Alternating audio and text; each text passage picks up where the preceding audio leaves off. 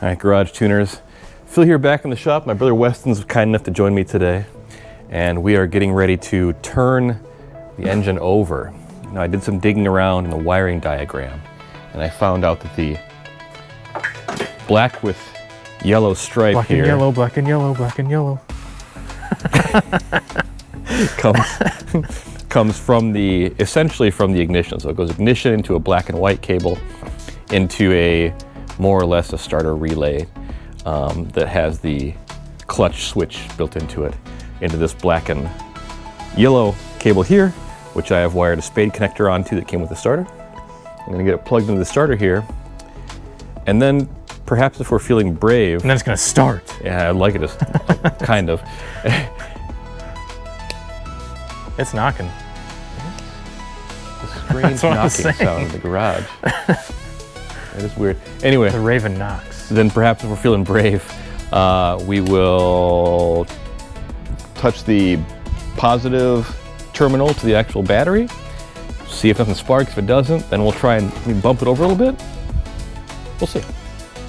So I've got that plugged in here.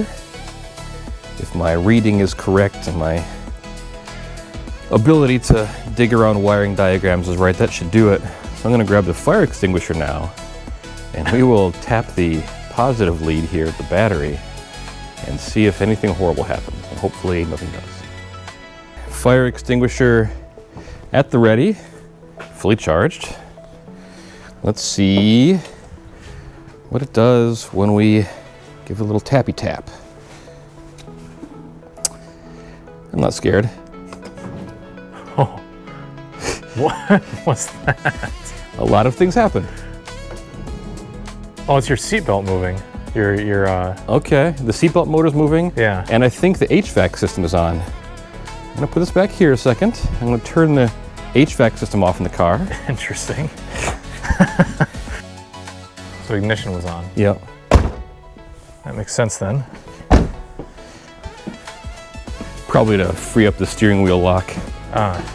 Okay. All right. Okay. Nothing's smoking, nothing's burning. Nothing's smoking or burning. That's good. I have to adjust this ridiculous thing here a second. I am going to try and find a cleaner solution for this wiring. I think I mentioned that in the last video, but once I figure out exactly what wires are needed from the 240 harness and what's needed for the LS, I will clean everything up and minimize it so it's not so jumbly down here, because it's not a great look, I admit that. Okay. Okay. Yeah, Weston is signaling that we should try and start it or turn it over. I'm horrified, but he's not wrong. I think we are about to that point. So what I'm gonna do is, I'm gonna leave the camera here, and I'm gonna go and just bump the starter. And we're gonna see what happens. Mm-hmm. This is fine. Is there anything else we need to check? Everything. We should check everything. Everything. Okay, so I'm gonna turn the ignition back to on again here in a second. Oh, that works. Okay, here, relay is clicking. Okay. Okay, I'm just gonna quick do a start. Oh. Oh. It wanted it. It turned over. It went right away. Yep. Right. Wow. Okay. Turning the ignition back to off. Let's pull the spark plugs out. That's scary but exciting. Okay, let's pull the spark plugs out. Sorry. Then we prime it. And then we prime the oil system and see what happens.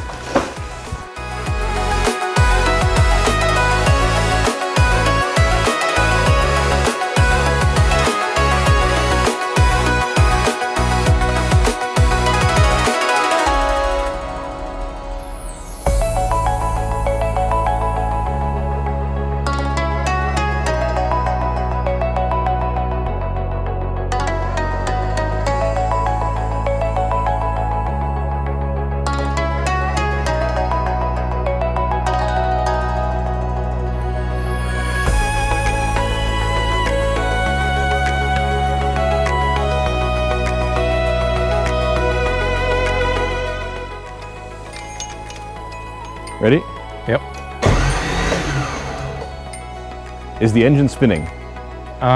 It seemed the belts are spinning, so yeah. Okay, all right. Okay. Okay. Let's check underneath, see if we see any oil dripping. I don't. I don't either. Okay. No oil yet, that's good. Oil. And we shouldn't hear the da da da da da because there's no compression. Yep. So, okay.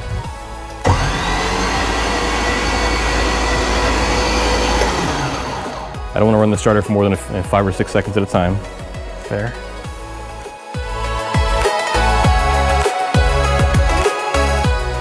Okay, okay, okay, that feels good. It's a machine. Now I don't hear the fuel pump priming in back. And so, if we were gonna try and start it, that'd be the next thing. But what we should actually do now is plug in the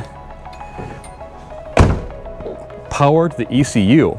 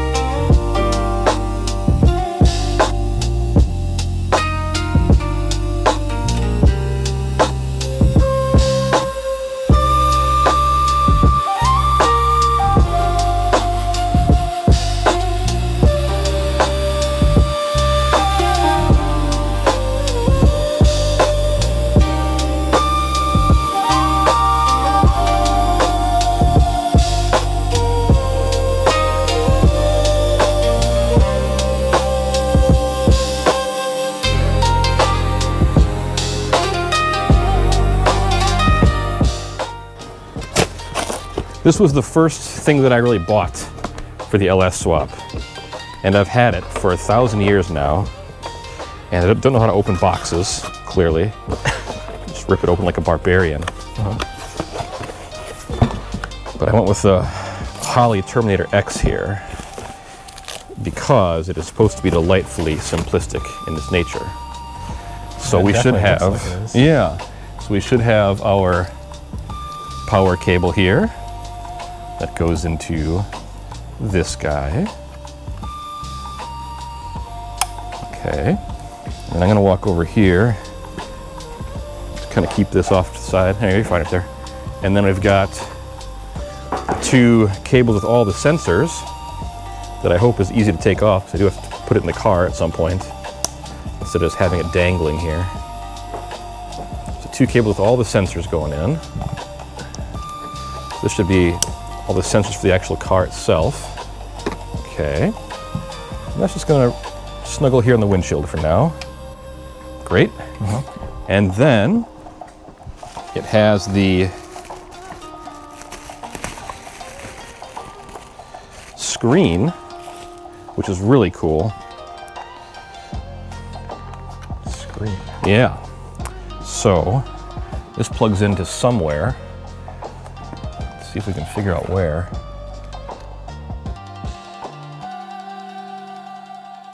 There, right here. Ah. Okay.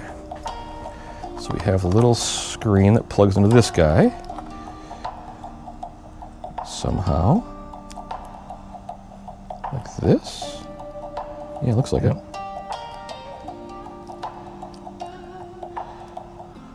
A little quick. In theory. It's gotta make friends. Okay, there we go. Okay.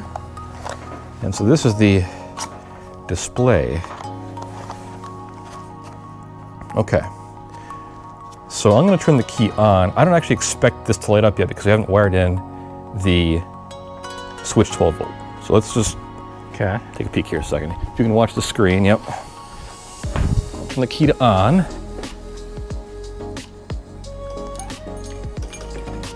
And no power, right? Nope. Okay, good. So it's behaving as it should. So now, I need to Google and figure out which wire goes to our switch 12 volts and what switch 12 volt we're going to use. So we've done a very rudimentary job of hooking it up to power and ground and switched power just to get it all powered on and see. Weston's got the terminal here in the Terminator X configured for this dash so we can see oil pressure. I'm going to go in and crank it and we'll watch oil pressure. Here, if you want to grab this. Yes.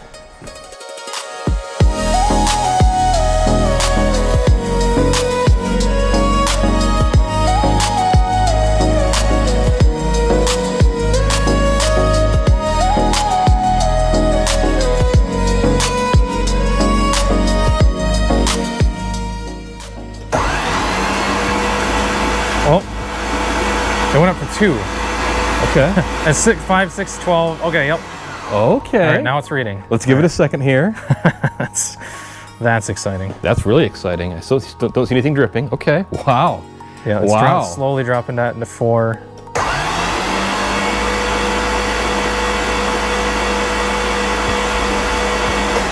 Hovering at about 28, 29 max. Okay. We'll give it a second. We'll give it a couple more cranks here.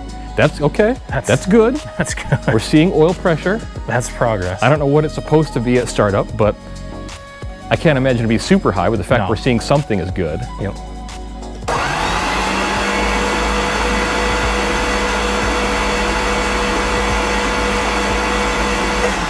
Yeah, barely touched 30. Okay. And I feel like it's quieting down just a little bit. I don't know why. It might just be my imagination. It seems that way.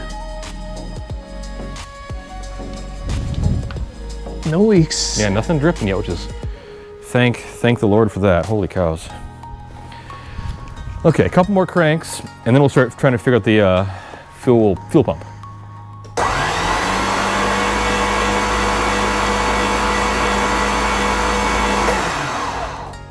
About 30 again. Good, that's awesome. We'll do one more here in a second, and then we'll deal with the fuel The pump. battery's still at 12.1, so That's good. That's barely being used.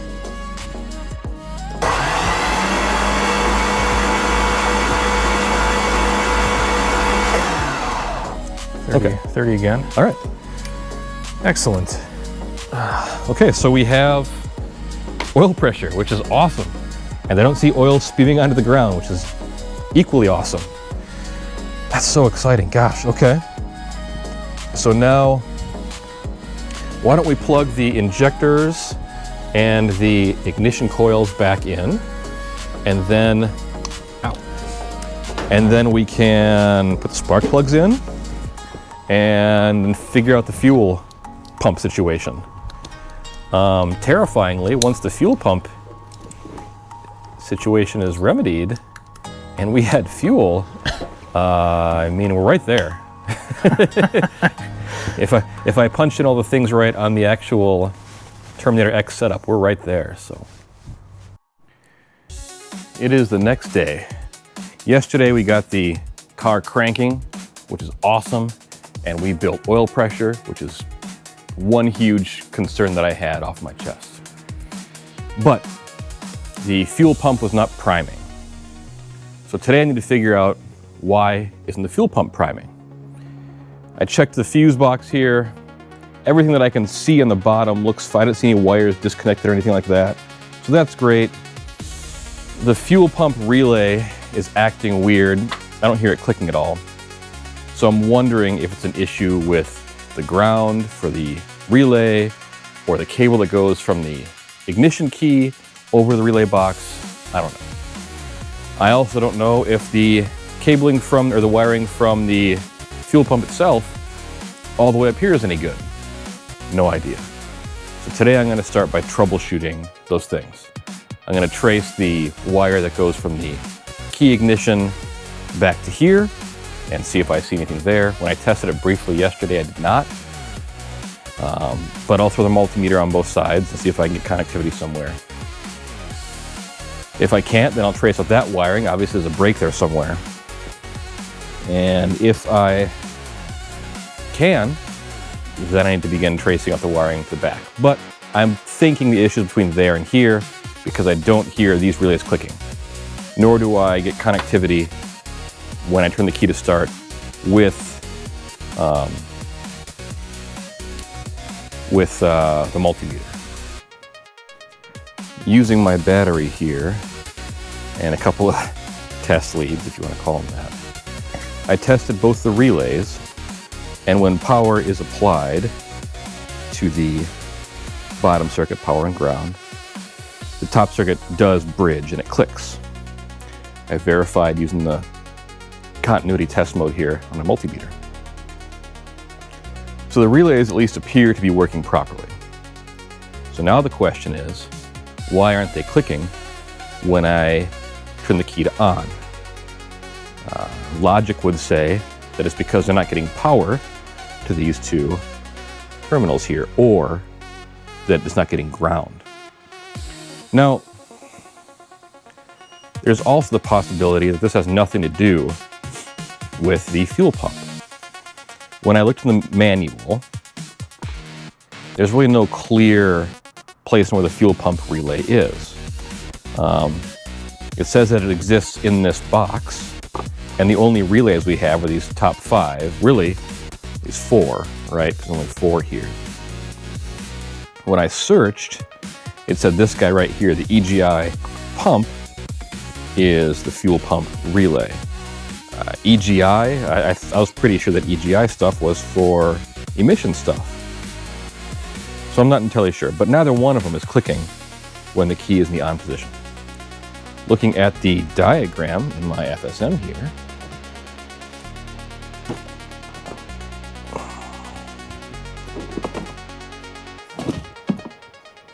fortunately, it's on the very first page, which is quite lucky. Okay, so we come, here we go. So this is the fuel pump. Fuel pump goes over to here to M132 and grounds here at M125 and M101. I'll have to look into those. Comes down to the fuel pump relay, which is an E16. And oh, you know what? I didn't see this before. Fuel pump relay is the middle one right here. So that would be the EGI pump. Okay, excellent. And it's one right next to the battery. That's where we're looking. So fantastic. The fuel pump relay comes from the fusible link in the relay box. Goes to the 10 amp fuse, which is right here, right there. And it comes black-red from the ignition to black-white. On the other side of that fuse, it gets split, black-white, black-white, on the actual relay. You can see one goes to the, let's call this the near side, top rear, right near and left near. And then on the far side, it splits off to, looks like black-pink. It goes over to the, this looks like the ECU, and then black-yellow, which goes all the way back to M11 for a test page filled out, and then back to the fuel pump on black-yellow.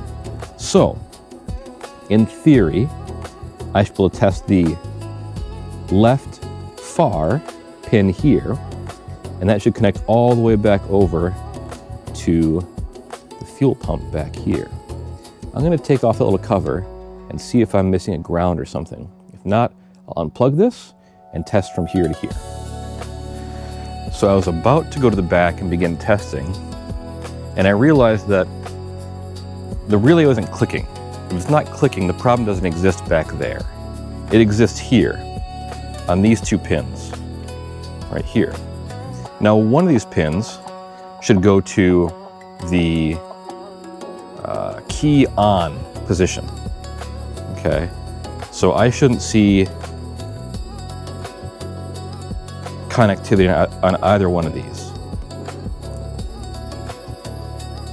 Okay, and it'll beep. And the other one should go to the ground. This far one here should go to a ground. Now, In the manual, it shows it going to the ECU. And the ECU doesn't exist anymore. And it does go to a ground. So somewhere it's getting grounded out. But also, it's getting power. So I bet the problem is that when I give it power here, it's getting power here as well, and so not connecting these two leads. I could probably jumper from here to here and actually trigger the fuel pump. But I need to figure out why. Let's see. Why this one has both power and ground. It should not.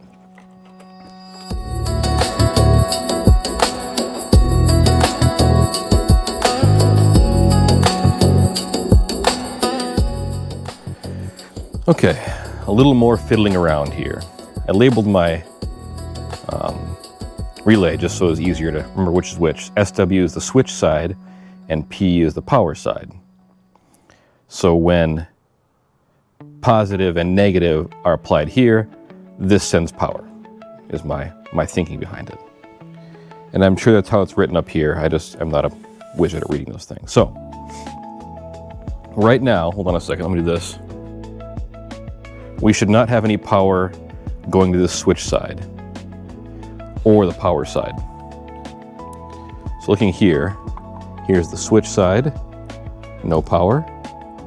Here's the power side, no power. Okay, great, that's fine. If I look at the top one here on the switch side should in theory go to ground. It does not. The bottom one does.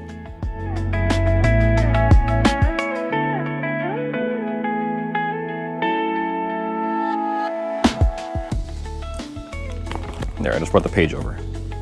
So you can see here on the bottom side is the side that sends power to the actual device. So the bottom one should have no connectivity from here to here until power is applied to the top one.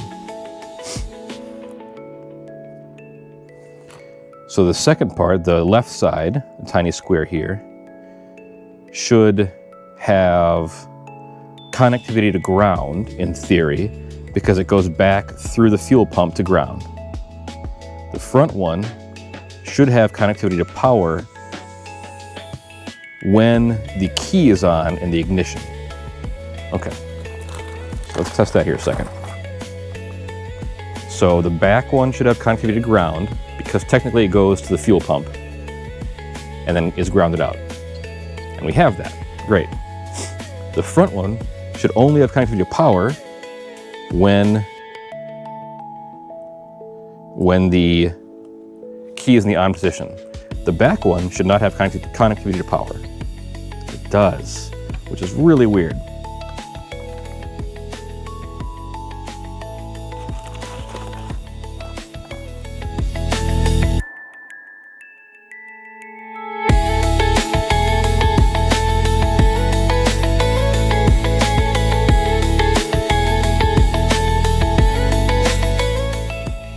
The bottom one here looks like it needs to go to a ground, which would cause that relay to click. So let's try that here a second. Let's ground this out and see if we can get a ground signal on the black-pink one here.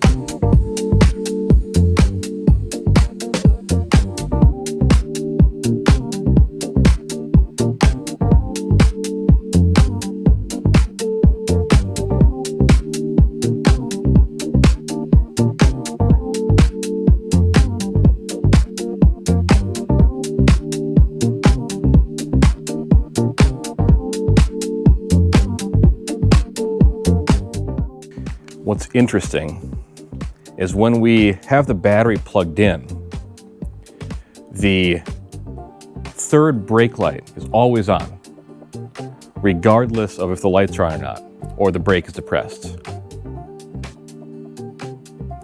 Something is weird. That said, I feel like this did fix the issue with this relay, and it should send power to the fuel pump now. Normally I'd say we shouldn't test because obviously we have some funky wiring somewhere else, but we had it plugged in yesterday and the thing started on fire. So let's plug the battery in a second and just see if the relay will tick now.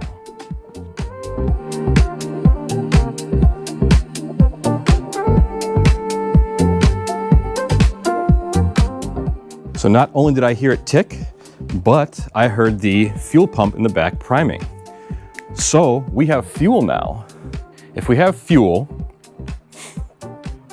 I should be able to plug the spark plugs back in.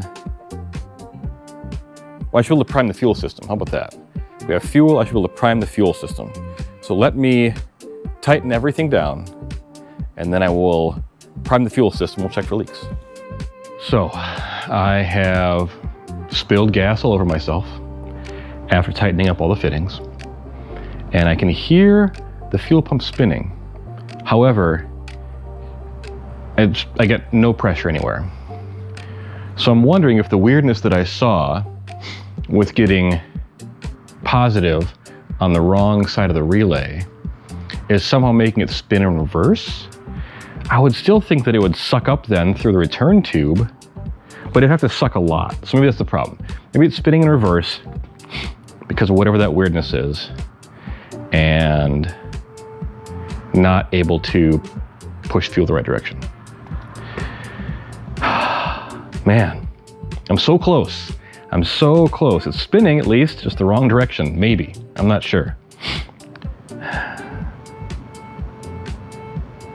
I don't know. I'm gonna think for a bit and figure out what the next course of action is. I might call it a night and go wash myself off because I have gas all over my body.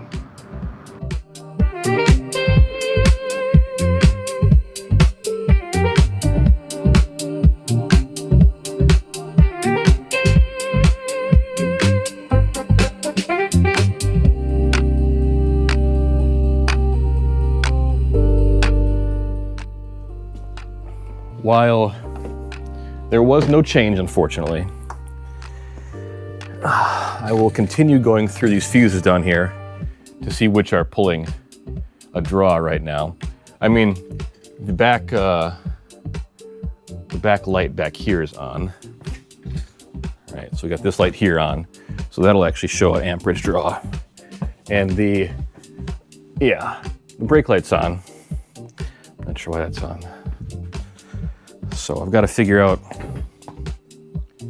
I don't think it's that circuit causing a problem, but I think power is back filling to those circuits, and that's what's causing a problem. So when I figure out why those are on, I should figure out where the loop is.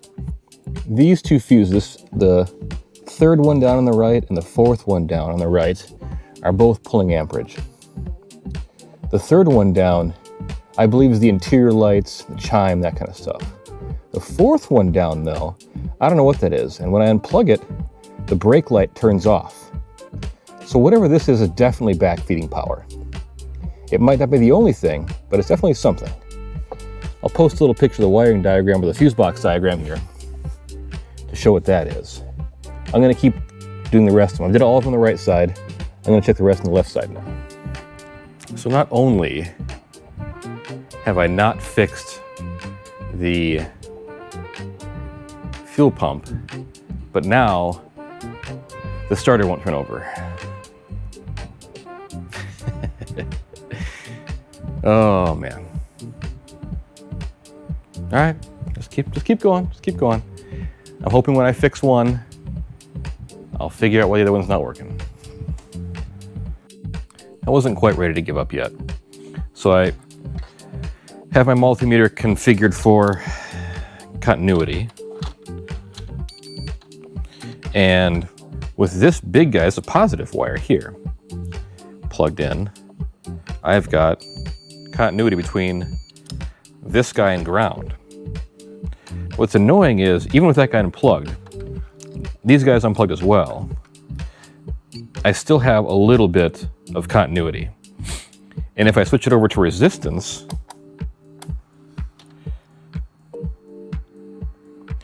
it shows resistance, meaning that somewhere else in the car, these systems connect.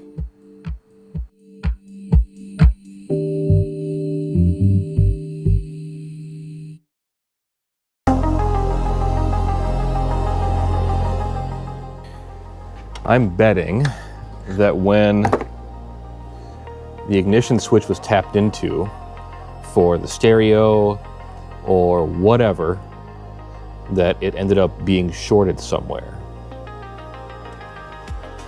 So I guess my next task would be to trace it back from the ignition switch to wherever it goes. And that might be a tomorrow task, because I think I'm pretty dead tonight. I'm gonna try and trip the engine over though, just to make sure it still does that. Well, no, I'm not. Yeah, I think that's it for tonight.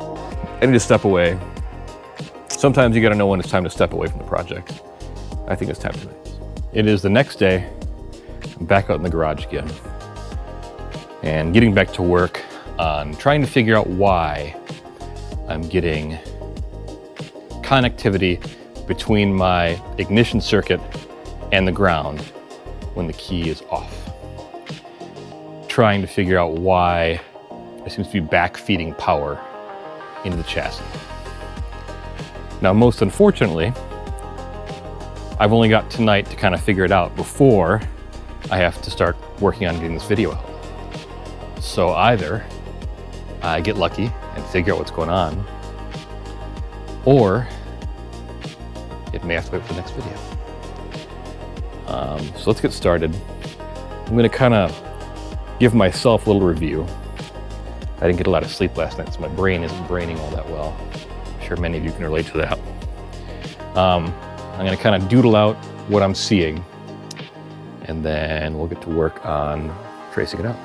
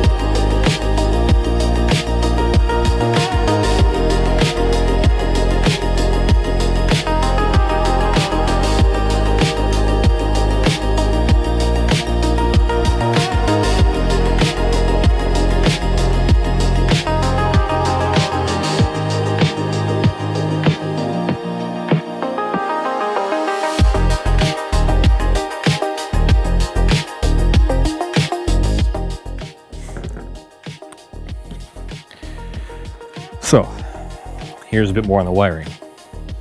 So we come off of this terminal here to our black-pink ground wire. We come off this terminal here to our pump. And that should be a ground, because technically it goes through the pump and then grounds. So yes, it's delivering power to the pump, but it ends up as a ground. So it's okay. Here and here are both black-white, and those join together to go to this fuse right here, and then from there it rides a black-red wire to the ignition in the car. This also goes back to the ignition somehow through here, actually. So let's look in the car next. Looking at 106 here, we have black, red, top center, and white in the bottom right. And looking back here at my ignition circuit, right here, we have, on the chassis side, we have black, red top center and white bottom right. So this is 106. So 106 should go all the way to the 10 amp fuse on black, red, and then continue on to the black, white side here. Let's test that out next.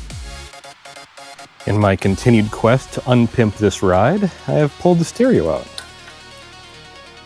I love seeing hot wires just hanging out. It's good. Good, good, good. I was really hoping that getting that stereo out would do something. I figured it wouldn't, but I was hoping it would. It did not. Still kind of in the same situation, just with a lot less wires. I think they used to have a radar detector up here because I unplugged the ribbon cable that went up here. And this thing I'm pretty sure goes to the ground somewhere or something. Yeah. More troubleshooting. So here is something interesting. Key off, ignition unplug, key off with ignition. I saw ground, ground, nothing, nothing. Ground, ground, nothing, nothing. And touching these two, I got connectivity. So, I should see ground, ground, nothing, nothing. None of these.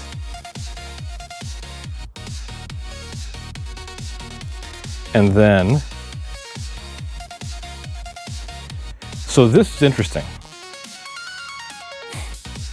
I wonder if the actual key tumbler is the problem.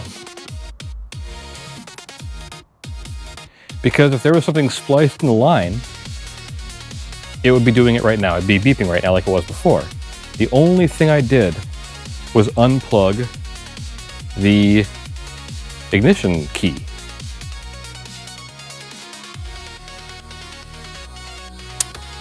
That is interesting. Mangled this is down here. It does test out correctly. So if you look here, it's missing the tab in the upper left, just like it is here. It's hard to see on the diagram, I know. Get you closer. And in off, there's no connectivity. In accessory, 1 and 2 are connected. In on, 1, 2, 3 are connected. And in start, 1, 3, 4, 5 are connected. So the switch appears to be functioning properly. Am I just chasing a red herring? Okay, I had a thought. What if I just come back here and power the fuel pump directly? If it's spinning in reverse, for whatever reason, and I power it directly, and it still spins in reverse, then it's the wiring of the fuel pump. If it is spinning the right way when I power it directly, and it pressurizes, then it is the wiring to the fuel pump. Seems to make sense to me.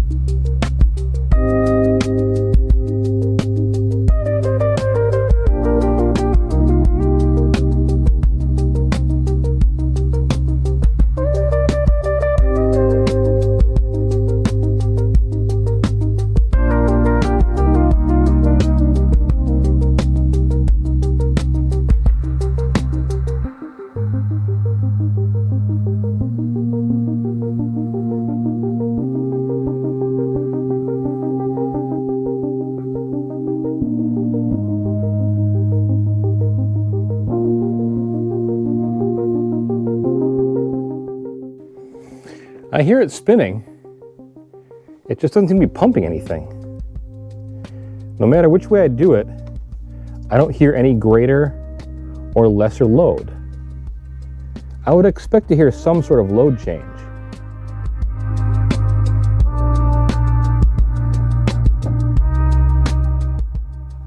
So no real difference, if I'm being honest.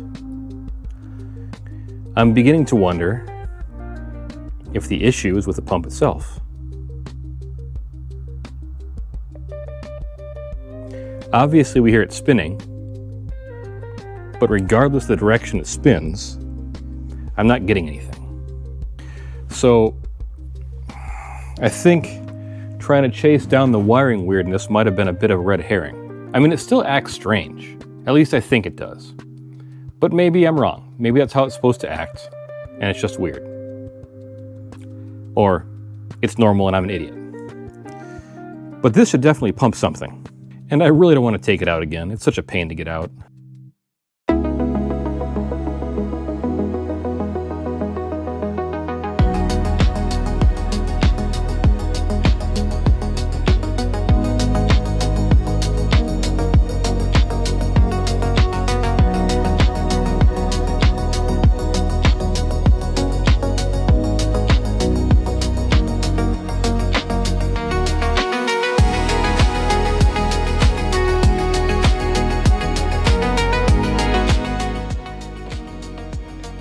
Not even a little bit. So even from inside the pump housing, we're not getting fuel to here, the feed line. So it's not like there's something clogging it up in the pipe, not like the fuel filter is jacked up or the fuel pressure regulator. It's not getting to right here. Like there would at least be some dribble coming out of here. There's no way it'd be bone dry.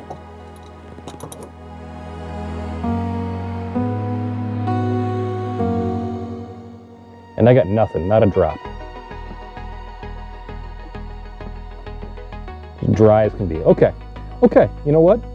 That actually doesn't make me too sad. I feel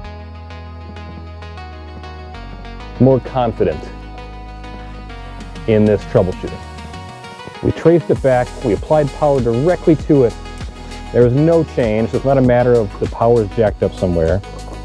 Yes, it's acting in a way that I wouldn't expect, but that's probably my own fault. I just need to get a better understanding.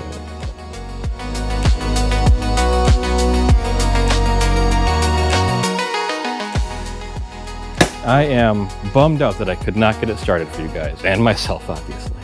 I was really excited about getting that going. But I'll order that fuel pump, and hopefully next time we will see this car roar to life. It was no small accomplishment actually making it do what it did. Prime and have the starter work and the oil system primed properly. That was awesome in itself, and I shouldn't downplay that. That was a great accomplishment. I am excited for the next episode where I will drop in a new fuel pump and hopefully we'll see the fuel system prime. That would be huge. Until then, I hope you all have a fantastic week. I appreciate you watching and hanging out with me in the garage.